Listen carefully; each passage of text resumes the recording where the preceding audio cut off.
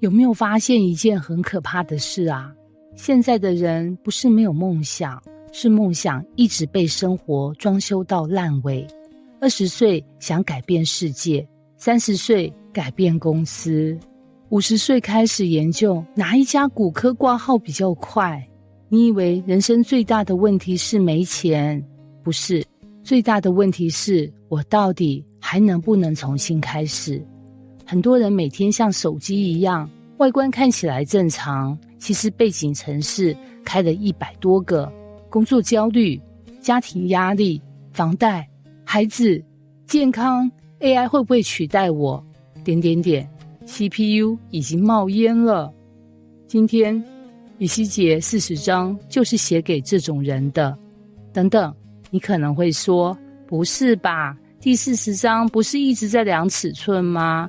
門多寬，牆多高，院子幾軸，這跟我有什麼關係？別急，真正精彩的就在後面。故事發生在以色列亡國25年後，注意，不是25天，也不是25個月，25年。很多人早就放棄希望了，聖殿沒了，國家沒了，未來沒了，大家心裡只有一句話：人生居居。結果就在這時，神把以西結帶到一座極高的山，看見一座未來的聖殿。最神奇的是，一位手拿麻繩和量桿的人開始一直量，一直量，一直量。我第一次讀到還想說，主啊，這是在看見商業屋嗎？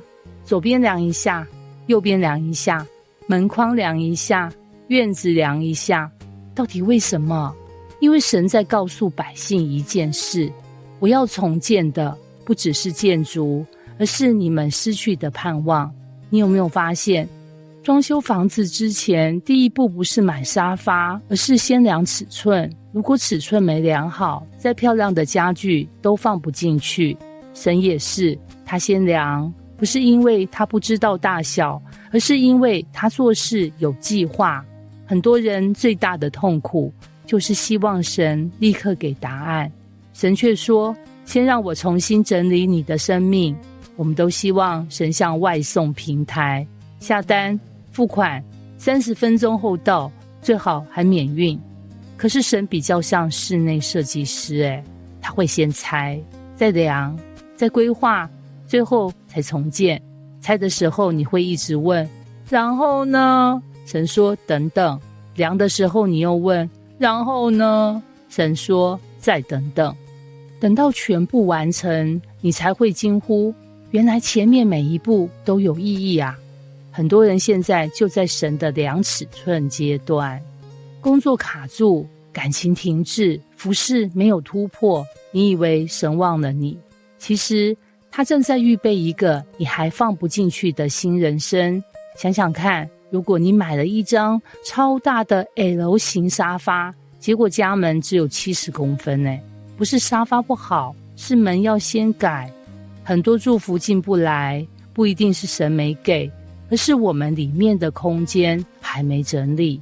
所以神一直量，量的是信心，量的是品格，量的是順服，量的是我們願不願意讓他重新設計人生。